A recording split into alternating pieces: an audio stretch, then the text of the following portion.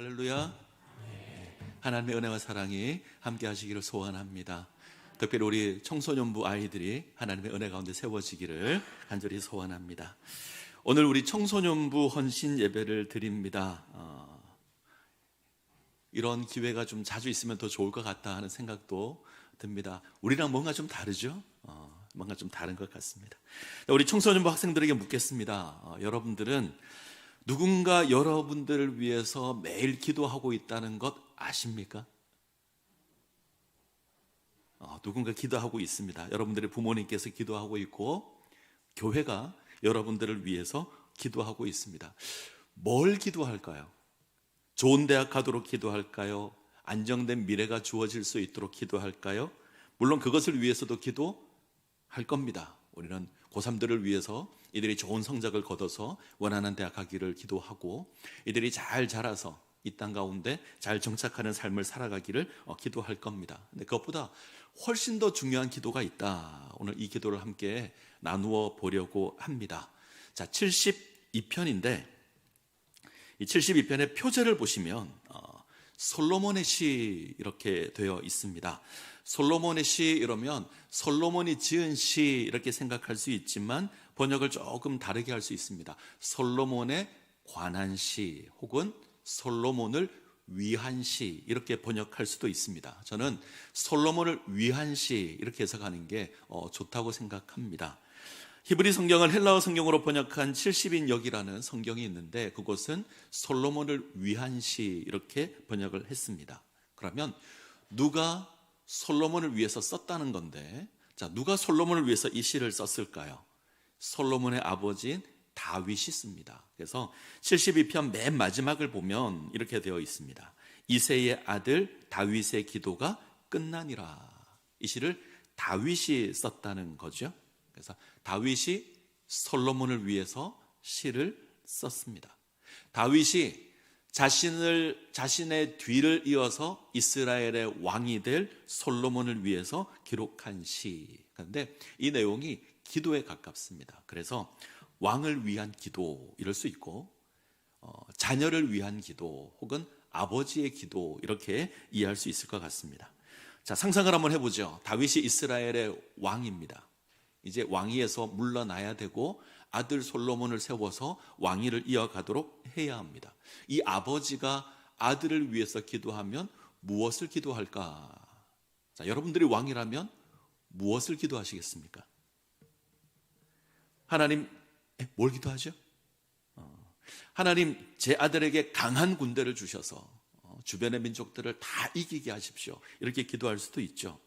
아니면 하나님, 제 아들에게 물질의 풍요를 주셔서 삼성의 이재용 회장처럼 물질의 풍요를 주셔서 떵떵거리며 살게 해주십시오. 이렇게 기도할 수도 있을 것 같습니다. 그런데 다윗은 강한 군대를 기도하지도 않고 물질의 풍요를 기도하지도 않습니다. 자, 다윗이 뭘 기도했을까? 자, 1절을 한번 보죠. 1절 같이 읽습니다. 하나님이여 주의 판단력을 왕에게 주시고 주의 공의를 왕의 아들에게 주소서. 자, 이 구절이 72편의 주제 말씀입니다. 주의 판단력을 왕에게 주십시오. 주의 공의를 왕의 아들에게 주십시오. 자, 판단력, 공의. 자, 강한 군대가 아닙니다. 물질의 풍요도 아닙니다. 판단력, 그리고 공의. 하나님의 판단력과 하나님의 공의를 구합니다. 저는 이 번역이 사실 조금 마음에 들지 않는데, 판단력은 히브리어로 미시파트라고 합니다. 이게 말 그대로 공의입니다. 그리고 1절에 공의가 있죠. 저 공의라는 단어는 체다카라는 단어인데 저 단어는 정의로 번역하는 게 좋습니다. 공의와 정의. 우리가 자주 사용을 하는데 사실 공의와 정의를 구분하는 게 좀 어려운 것 같습니다. 공의는 하나님의 뜻을 실천하는 게 공의입니다. 정의는 그 실천함에 있어서 기준이 됩니다. 그래서 정의가 있어야 공의를 행할 수 있습니다. 그래서 하나님의 기준을 잘 알아서 하나님의 뜻을 행하는 것, 이것이 하나님의 정의, 하나님의 공의. 그러면 1절은 이렇게 해석해야 되죠. 하나님이여 왕이 하나님의 기준을 알고 옳고 그름을 분별하여 세상을 하나님의 뜻으로 다스리게 하십시오. 그래서 유진 피터슨이라는 분은 이렇게 번역을 했습니다. 지혜롭게 다스리는 능력을 주셔서 공정하게 다스리게 하십시오. 이 번역이 가장 무난한 것 같습니다. 하나님 지혜를 주셔서, 하나님의 지혜를 주셔서 세상을 잘 살아가게 하십시오. 세상을 잘 다스리게 하십시오. 하나님, 내 아들이 이 세상의 지혜로 사는 것이 아니라 하나님의 지혜로 이 세상을 살아가게 하십시오. 이것이 다윗의 기도입니다. 이렇게 생각하면 솔로몬의 기도와도 연결이 되죠. 솔로몬이 왕이 됩니다. 왕이 된 솔로몬이 기드온 산당에 있는 하나님의 성막을 찾아갑니다. 그리고 1000번제를 드리죠. 그러니까 1000번의 제사를 드립니다. 그러자 그날 밤 꿈에 하나님이 나타납니다. 나타나서 솔로몬에게 네가 소원을 말하면 내가 들어주겠다. 소원을 말하라. 그때 솔로몬이 뭘 구하죠? 지혜를 구합니다. 내게 백성을 다스리는 지혜를 주십시오. 열왕기서를 보게 되면 듣는 마음을 주십시오. 저는 이 듣는 마음이 참 마음에 듭니다. 자, 열왕기상 3장 9절을 볼까요? 열왕기상 3장 9절 같이 읽습니다. 누가 주의 이 많은 백성을 재판할 수 있사오리까? 듣는 마음을 종에게 주사 주의 백성을 재판하여 선악을 분별하게 하옵소서. 하나님, 내게 듣는 마음 주십시오. 무엇을 듣는 거죠? 하나님의 말씀을 듣는 마음, 하나님의 음성을 듣는 마음. 내가 이것으로 이 나라를 잘 이끌기를 원합니다. 이 지혜로 솔로몬이 백성의 억울함을 풀어주는 그런 일들을 합니다. 성경을 보면 재판이 하나 있죠. 비슷한 때 아이를 출산한 두 여인이 있는데 그만 한 여인이 잠을 자다가 아마 아이를 깔고 잤나 봐요. 아이가 죽습니다. 그러자 이 여인이 아기를 바꿔치기 하죠. 결국 다툼이 일어납니다. 두 여인이 한 아기를 두고 서로 자기 아들이라고 우깁니다. 싸움이 일어납니다. 솔로몬이 이것을 재판하죠. 오늘날은 쉽습니다. 유전자 검사하면 확실합니다. 그런데 이 시대 때는 유전자 검사 이런 게 없었을 거예요. 아주 어려운 문제인데 솔로몬이 이 문제를 잘 해결합니다. 서로 자기가 엄마라고 하니 아이를 반으로 나누어서 각자에게 주라고 합니다. 그러자 가짜는 그러자 서로 나눠서 아기를 나눠서 서로 못 가지게 하자. 근데 진짜 엄마는 어떻게 하죠? 마음이 너무 아파서 내가 가짜입니다, 저 여자가 진짜입니다라고 해서 아기를 살립니다. 솔로몬이 그 여인이 진짜 어머니다. 그래서 아기를 돌려줍니다. 솔로몬이 하나님의 지혜로 옳고 그런 것을 분별하고 그 뜻을 이루어 가는 겁니다. 지금 다윗이 기도하는 게 이겁니다. 이 지혜를 가지기를 원합니다. 하나님을 아는 지혜, 하나님의 말씀을 듣는 지혜, 하나님의 뜻을 행하는 지혜. 다윗은 자신의 힘으로 이스라엘을 다스리는 것이 아님을 압니다. 자기가 이스라엘의 왕이 되었고 이스라엘을 통치해 봤더니 내 힘으로 하는 게 아니다. 하나님의 은혜로 하는 것이다. 하나님께서 역사하셔야 이스라엘을 다스릴 수 있다 압니다. 그래서 솔로몬을 위해서 그 지혜를 구하는 겁니다. 자, 127편 1절을 한번 보죠. 127편 1절. 자, 같이 읽겠습니다. 여호와께서 집을 세우지 아니하시면 세우는 자의 수고가 헛되며 여호와께서 성을 지키지 아니하시면 파수꾼의 깨어 있음이 헛되도다. 자, 1절인데 여기도 표제가 있습니다. 솔로몬의 시. 똑같습니다. 솔로몬이 지은 시가 아니라 솔로몬을 위한 시, 솔로몬에 관한 시. 아마 이 시도 다윗이 지었을 겁니다.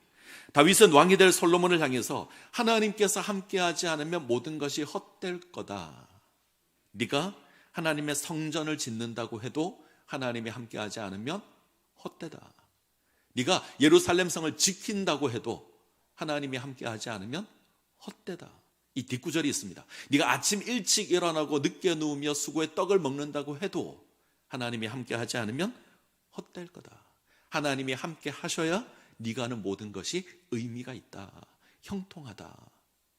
하나님이 함께 하셔야 우리가 하는 일이 형통할 겁니다. 다윗이 이것을 간구합니다. 그것이 하나님의 지혜를 구하는 겁니다. 하나님을 알고 하나님을 의지하고 하나님을 섬기는 겁니다. 자, 다윗의 유언을 한번 볼까요? 역대상 28장 9절. 역대상 28장 9절 같이 읽습니다. 내 아들 솔로몬아, 너는 내 아버지의 하나님을 알고 온전한 마음과 기쁜 뜻으로 섬길지어다. 여호와께서는 모든 마음을 감찰하사 모든 의도를 아시나니 네가 만일 그를 찾으면 만날 것이요 만일 네가 그를 버리면 그가 너를 영원히 버리시리라. 하나님을 알고 하나님을 섬겨야 한다. 다윗의 마음입니다. 네가 하나님 찾으면 하나님 너를 돌봐주실 거다. 네가 하나님 버리면 하나님도 너를 버릴 거다. 저는 우리 청소년부 아이들이 이런 지혜를 가지기를 원합니다. 하나님의 지혜 가지기를 원합니다. 저는 저희 집에 1호, 2호, 3호가 있는데 물론 이 땅을 좀 평안하고 형통하고 성공적인 삶을 살아갔으면 좋겠습니다. 부모니까 당연히 그런 마음을 지니겠지만 저는 무엇보다 이들이 하나님을 알고 하나님을 섬기고 하나님을 의지했으면 좋겠습니다. 엄마 아빠가 믿는 것보다 훨씬 더 하나님을 잘 믿었으면 좋겠습니다. 저는 우리 모든 성도분들이 이 일을 위해서 기도했으면 좋겠습니다. 우리 아이들이 하나님의 지혜로 이 땅을 살아갈 수 있도록, 하나님을 의지하는 그 지혜로 이 땅을 살아가며 하나님께 인정받는 삶을 살아갈 수 있도록, 우리 청소년부 아이들이 그렇게 될 수 있도록 위해서 기도해 주실 것을 부탁을 드립니다. 자, 그러면 우리 자녀들이 하나님의 지혜로 살아가면 이들이 어떤 복을 누릴까 한번 살펴보겠습니다. 자, 첫 번째, 풍성한 생명의 복을 누리게 될 겁니다. 다윗은 이것을 공간적으로 그리고 시간적으로 고백하는데, 자, 72편 5절 보겠습니다. 72편 5절.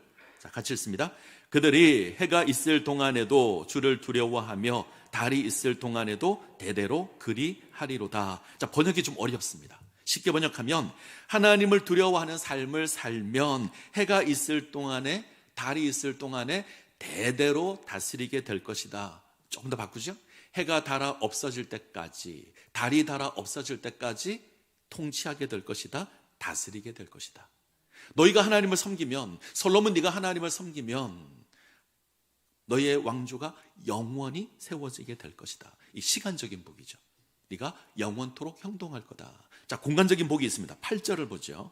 8절 같이 읽습니다. 그가 바다에서부터 바다까지와 강에서부터 강 끝까지 다스리리니. 자, 공간적인 복입니다. 바다에서 바다까지 통치가 임할 겁니다.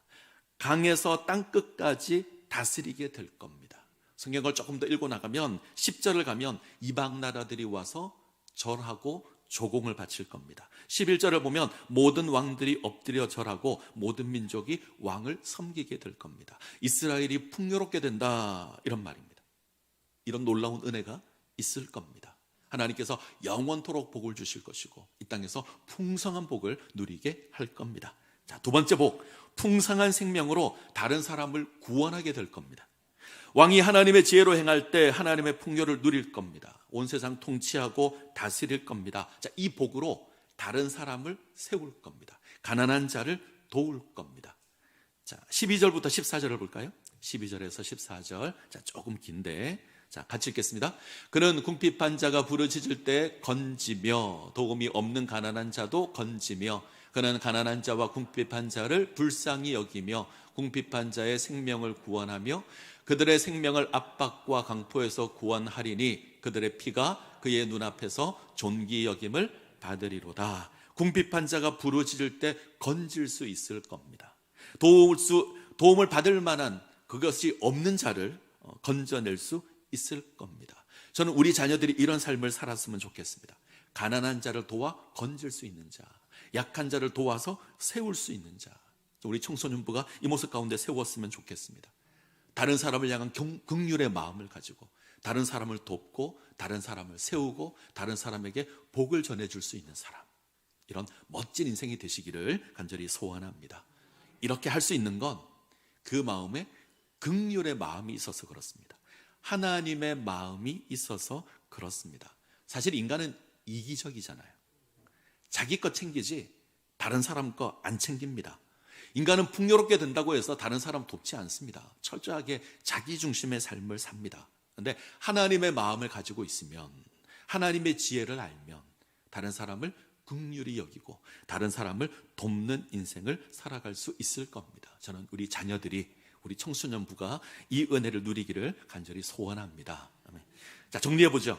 하나님의 지혜를 지닌 왕은, 하나님의 지혜를 지닌 사람은 두 가지 복을 누릴 겁니다. 하나는 생명의 풍성함을 누릴 겁니다. 또 하나는 생명의 풍성함으로 가난한 자를 구원할 겁니다. 이 멋있는 인생이 될 겁니다. 우리가 하나님을 온전히 섬기면 생명의 풍성함을 누리고 그 생명의 풍성함으로 다른 사람을 세우는 복된 인생이 될 겁니다. 이걸 한마디로 정리한 구절이 있는데, 자, 17절.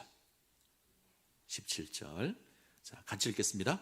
그의 이름이 영구함이요 그의 이름이 해같이 장구하리로다. 사람들이 그로 말미암아 복을 받으리니 모든 민족이 다 그를 복되다 하리로다. 하나님의 지혜로 세워지면 왕은 그의 이름이 영구하게 될 겁니다. 해와 같이 장구하게 될 겁니다. 그로 말미암아 모든 민족이 복을 받을 겁니다. 이 은혜를 누리게 될 겁니다. 우리 자녀가 이 복을 누리기를 간절히 소원합니다.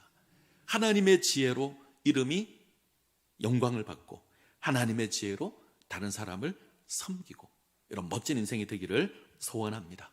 자, 저를 한번 보시죠. 이 시를 솔로몬을 위해서 기도하는 다윗의 시입니다. 이 기도가 이루어질까요? 이루어집니까? 처음에는 이루어지죠. 그죠? 솔로몬이 하나님을 섬기고 하나님의 지혜를 간구하고 지혜를 받았을 때 솔로몬은 어떤 왕과도 비교할 수 없는 위대한 왕이 됩니다. 그 지혜로 하나님의 성전을 짓고 그 지혜로 이스라엘을 부강하게 합니다. 엄청난 풍요를 누립니다. 이스라엘이 얼마나 부유했냐면 은 대하기를 길거리에 돌멩이 대할 정도로, 그 정도로 부유했습니다. 모든 민족들이 솔로몬을 섬겼습니다. 솔로몬의 아내가 애굽의 공주인데 이 애굽이라는 나라가 다른 민족, 다른 나라에게 공주를 시집 보내는 일은 솔로몬이 유일했습니다. 그 정도로 솔로몬이 대단했습니다. 그런데 거기까지죠. 하나님을 알았을 때는 이 복을 누렸는데 하나님을 거역하고 하나님의 말씀을 듣지 않습니다. 하나님의 뜻을 찾지 않습니다. 결국은 솔로몬이 죽은 이후에 나라가 갈라지게 되고 북이스라엘과 남유다로 나뉘게 됩니다. 우리가 기억해야 합니다. 하나님의 지혜로 세워질 때는 축복의 통로이지만 하나님의 지혜를 거역하고 잊으면, 인간의 욕심을 따르면 도리어 저주의 통로가 될 수도 있습니다. 저는 솔로몬을 대할 때마다 아쉬움이 이겁니다. 솔로몬이 이 기도를 마음에 잘 품고 살았으면 어땠을까? 시편 127편을 솔로몬이 마음에 잘 새기고 살았으면, 아버지의 유언을 잘 마음에 품고 살았으면 어땠을까 하는 생각을 합니다. 하나님이여 주의 판단력을 왕에게 주시고 주의 공의를 왕의 아들에게 주소서, 이 기도를 품고 살았으면 어땠을까? 저는 우리 청소년 아이들이 이 기도를 품고 살았으면 좋겠습니다. 그리고 우리가 이 일을 위해서 기도했으면 좋겠습니다. 하나님 저들에게 주의 판단력을 주시고 주의 공의를 우리 자녀들에게 주십시오. 그러면 저들의 인생이 복된 인생으로 세워질 겁니다. 자, 한 가지만 더 보죠. 14절 같이 읽습니다. 그들의 생명을 압박과 강포에서 구원하리니 그들의 피가 그들의 눈앞에서 존귀히 여김을 받으리로다. 왕이 하나님의 마음으로 가난한 자를 구원한다라는 내용입니다. 어떻게 구원할까요? 그들의 피가 그들의 눈앞에서 존귀히 여김을 받는 것으로 구원합니다. 가난한 자의 피를 왕이 보고 그 피를 귀하게 여기는 겁니다. 유진 피터슨이 번역을 좀 바꿨습니다. 그들이 피 흘리면 그도 피 흘리고 그들이 죽으면 그도 죽습니다. 가난한 사람이 피 흘리면 왕이 피를 흘리고 가난한 사람이 죽으면 왕이 죽습니다. 이게 누구 이야기냐면 솔로몬의 이야기가 아니고요, 예수님의 이야기입니다. 가난한 자를 긍휼히 여기시는 하나님의 마음입니다. 하나님의 마음이 있어서 왕은 긍휼을 베푸는 삶을 삽니다. 근데 솔로몬은 이 일에 실패하죠. 인간적인 욕심으로 하나님을 거역합니다. 그래서 하나님께서 이 땅 가운데 참된 왕을 보내셨습니다. 예수 그리스도를 보내십니다. 하나님의 아들 독생자 예수님입니다. 그가 세상을 어떻게 다스리냐면 하나님의 공의와 하나님의 정의로, 다른 사람을 긍휼히 여겨서 십자가를 지는 것으로 세상을 다스리십니다. 그가 우리의 상처를 보고 피 흘리시고 죽음에 거하는 우리를 보시고 죽으십니다. 이것으로 우리를 구원합니다. 우리의 허물을 인하여 찔리시고 우리의 죄악을 인하여 상하십니다. 우리의 평화를 위하여 징계를 받으시고 우리의 나음을 위하여 찔리십니다. 이 놀라운 구원을 예수님께서 이루셨습니다. 그가 우리의 왕입니다. 우리 청소년부 아이들이 이 예수님을 닮을 수 있도록 기도해 주실 것을 부탁을 드립니다. 자, 우리가 이걸 기억하고 읽어야 될 구절이 18절, 19절. 18절, 19절 같이 읽습니다. 홀로 귀한 일들을 행하시는 여호와 하나님 곧 이스라엘의 하나님을 찬송하며 그 영화로운 이름을 영원히 찬송할지어다. 온 땅에 그의 영광이 충만할지어다. 아멘, 아멘. 자, 이 말씀은 하나님의 놀라운 구원을 생각하고 읽을 때 정확합니다. 하나님께서 우리를 위하여 놀라운 일을 행하셨습니다. 예수 그리스도를 보내심으로 놀라운 구원을 이루셨습니다. 이 하나님께 우리가 기도하면 하나님 들으실 겁니다. 제가 문제를 하나 내려고 하는데 우리 청소년부 다 사라졌네요. 그새 어딜 갔어요? 자, 제가 문제를 원래 청소년 아이들에게 문제 내고 맞추면 제가 상품을 주려고 그랬는데 남은 애가 얼마 없네. 자, 한번 맞춰보십시오. 미국 역사상 가장 유명한 장군 가운데 한 명입니다. 이 사람은 누구일까요? 근데 1차 세계대전과 2차 세계대전에서 미군을 지휘했던 장군입니다. 예, 메가더 장군. 정확한 이름을 얘기하면 제가 상품을 드리도록.